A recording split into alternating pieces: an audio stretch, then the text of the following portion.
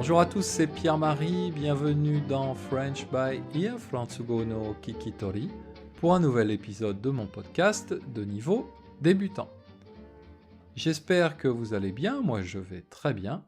Aujourd'hui, j'ai envie de vous parler de la relation entre une langue et le caractère ou la personnalité d'un peuple.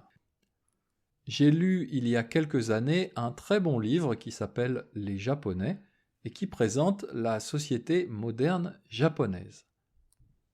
Ce livre a été écrit par une journaliste française, Karine Poupée-Nishimura, et dans ce livre, il y a une idée que j'aime beaucoup. L'auteur dit que, peut-être, il y a une relation entre les kanji et le caractère des Japonais. Si vous ne connaissez pas, les kanji, ce sont les idéogrammes japonais, donc un système d'écriture, et c'est sans doute la chose la plus difficile à apprendre quand on apprend le japonais, parce que pour pouvoir lire et pour pouvoir écrire normalement, eh bien, il faut connaître par cœur un peu plus de 2000 kanji. L'apprentissage de ces kanji demande beaucoup de temps, mais aussi beaucoup de discipline et beaucoup de courage. Et donc, Karine Poupée-Nishimura pense que, peut-être, ce long apprentissage des kanji a une influence sur le caractère des Japonais. Je ne sais pas si c'est vraiment vrai, s'il y a vraiment une relation entre les deux, mais c'est en tout cas une idée que j'aime bien. Et du coup, je me suis dit, mais alors, pour les Français, est-ce que la langue française, est-ce que l'apprentissage de la langue française a une relation, a une influence sur notre personnalité? Bien sûr, les Français en général, dans le monde, on a plutôt, on va dire, une bonne réputation, grâce notamment à notre culture, à notre histoire, à la mode, à notre gastronomie, etc. Mais je trouve que c'est plus amusant de réfléchir non pas aux qualités, mais plutôt aux défauts.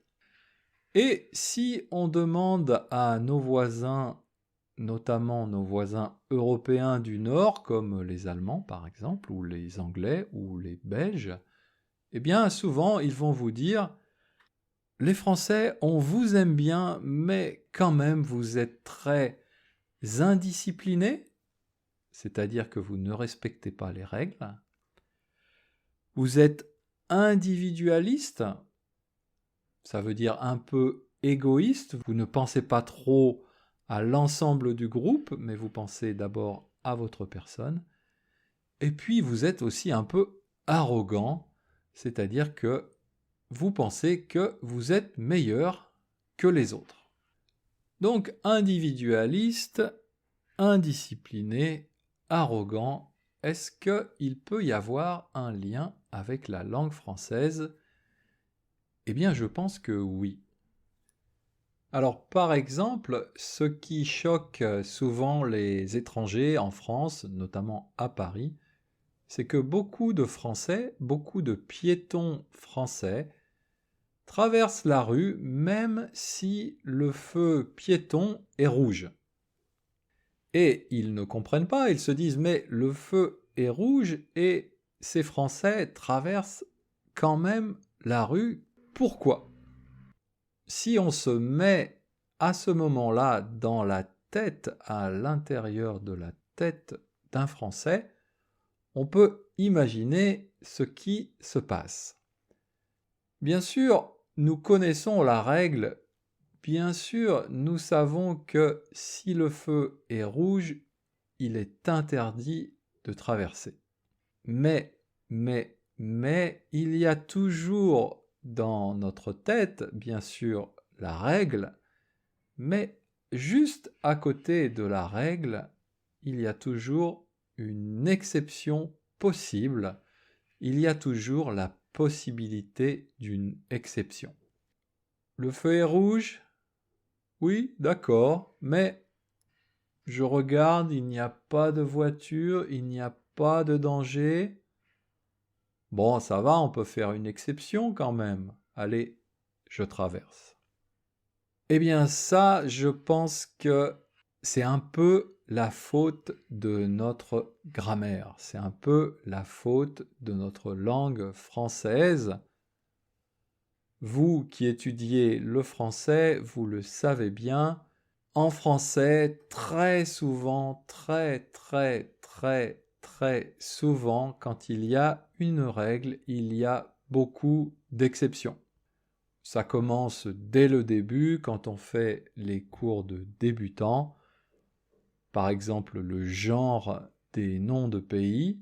Alors, les pays qui ont un nom qui se termine par un E, comme la France, sont des pays féminins. Mais attention, on dit par exemple le Mexique ou le Mozambique, ce sont des exceptions. C'est une des premières leçons, c'est une des premières exceptions, je pense, que l'on présente aux élèves. Mais après ça, bien sûr, pour beaucoup de règles, à chaque fois, il y a une ou plusieurs exceptions. Et donc c'est comme ça, dans notre tête de français, qui dit règle dit exception. Ce sont deux choses qui vont ensemble. C'est un peu comme Astérix et Obélix, ils vont toujours ensemble. C'est un peu quand on pense à Paris, on pense à la Tour Eiffel, ou quand on pense à un steak tartare, on pense à une assiette de frites. Eh bien, quand on pense à une règle, on pense à l'exception, puisque depuis tout petit, à l'école, bien sûr, une règle vient avec son ou ses exceptions.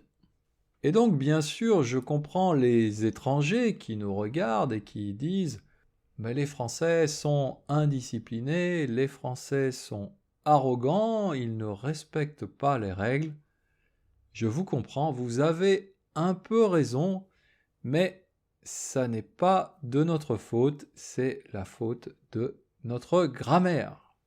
Alors bien sûr, tout ça, c'est un peu des clichés, c'est un peu des stéréotypes, mais les clichés existent, les clichés sont des clichés parce que au départ, il y a quand même un fond de vérité, et je pense que si vous prenez 10 Français à un feu rouge à un moment de la journée où il n'y a pas de voiture, eh bien peut-être 7 ou 8 Français sur les 10 vont traverser. Et si vous faites la même expérience avec des Japonais ou des Allemands, par exemple, eh bien seulement 2 ou 3 personnes vont traverser malgré le feu rouge.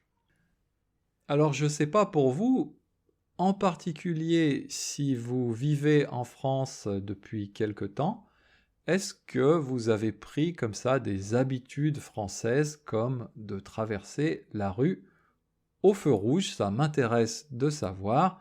N'hésitez pas à me laisser un commentaire sur mon site internet frenchbyear.com. Voilà, c'est tout pour aujourd'hui. Je vous dis à bientôt. Mata chikai.